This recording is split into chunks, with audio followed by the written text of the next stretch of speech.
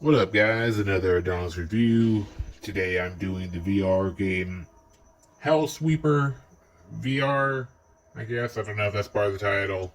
If it is, HellSweeper VR.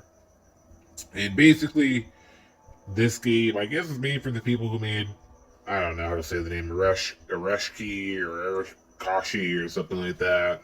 It's coming out soon for PSVR 2 called Final Cut or whatever. Anyways, this is basically kind of like a arena fighter game where you go through rounds. If there's a story in it, I don't know what it is, but essentially you just go through different, we'll call them levels of hell, like Dante's Inferno, with a different task or challenge each time, and just cut your way through demons. Now, there's a lot of good in this game, and currently bad or unhappy, unsettling things in the world that makes people not happy about this game at the moment. So we'll go into it and kind of know what the good and the bad is overall, and maybe what you should do if you're thinking about possibly getting this game. Now, on the surface, this game is pretty awesome in my opinion. Not only do they have a nice variety of weapons and things that you can do, but their creativity in it's pretty nice. I mean, honestly, nowadays we have finally the hardware to have a good VR game with like the PSVR 2, for example. All we want is a good game to come out of it, essentially. And it shouldn't be that hard, as Resident Evil 8 showed us. You can have a top tier game that's, 10 hours plus and have it be great quality, great graphics, and have everything that had in the normal game. And for some reason, we can't get other publishers to do it. And I'm not sure why. But this game has a lot of creativity. They've gone short as well, though, unfortunately. But essentially, the creativity is amazing. When you play, any type of Star Wars game, anything like that, I mean, legitimately just having good mechanics for, for example, like in Star Wars, having a good gun that you could use, having a lightsaber that works effectively, projectiles could be reflected by lightsaber, even better. If you could throw the lightsaber and then call it back, best. And then if you can have telekinesis and throw people and it actually works pretty well, you have a pretty good game. And this game does that, but it does it with 10 times more style. It has different arrays of weapons, swords, axes, and all these different ways that you can use it. You get elemental powers like fire, you get different weapons like the sword, katana, axes, you get different guns like pistols and machine guns, and then you can trick everything out. You can essentially upgrade everything. You can upgrade your sword or weapon to have a slash blast attack. You could upgrade your levitation so you can pull rocks out of the ground and chuck them like an earthbender. Or you can levitate anything and grab your axe or sword that's you just used, and you can pick it up with levitation, and you can press a button and it'll spin around like a saw and it will start chopping up everything. Or you could have a fireball and throw it at someone like that, or have a hellhound. Or you can grab a fireball with both hands and smash your hands together, and it'll create like a flame tornado. Or you can shoot your pistol, and if you shoot your pistol sideways, the bullets will bounce off.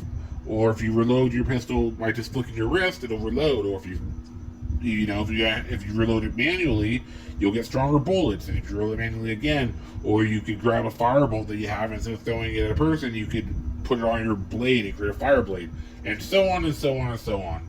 So, the one thing you can give this game credit for is the creativity is endless. Not only in the sense of this game or even a VR game, but in the sense of, almost any game like this. The creativity goes above and beyond with the different ways you can do things. And it's only even better because it's done in VR.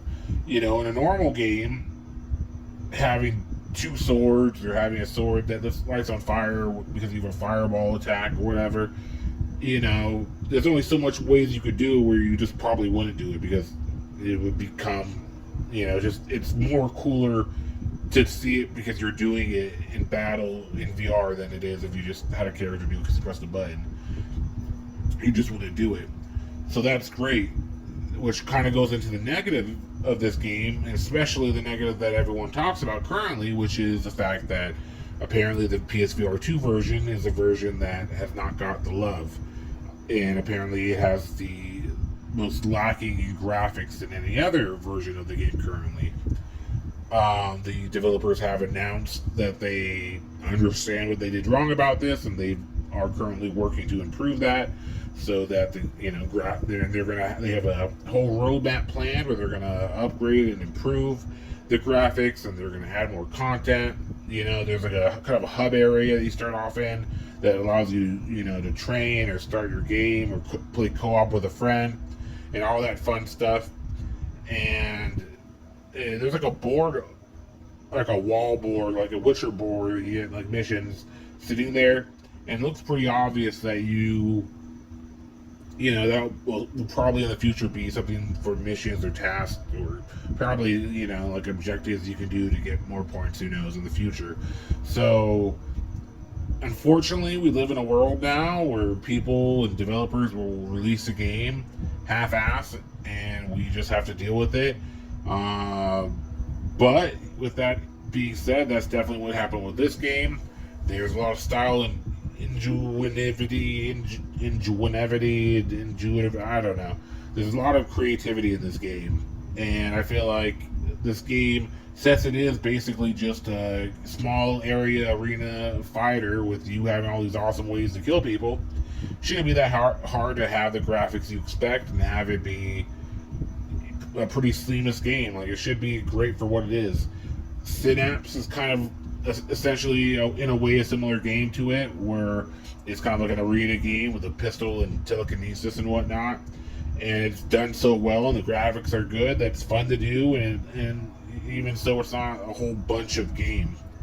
And if they promise, and if they do the roadmap that they plan to improve these graphics and add stuff, this game could be really fun, especially due to the fact that it can be co-op with a friend. So I think this is a great game, and I think it has a lot of potential, and I'm excited to see where it goes. Hopefully they promise what they do, and it'll be a great game to play with friends.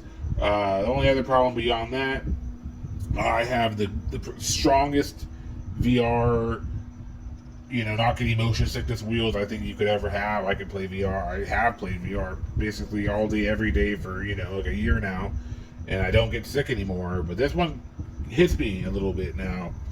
There's a lot of movement, jumping, and it's definitely the most active game I think I've played, ever.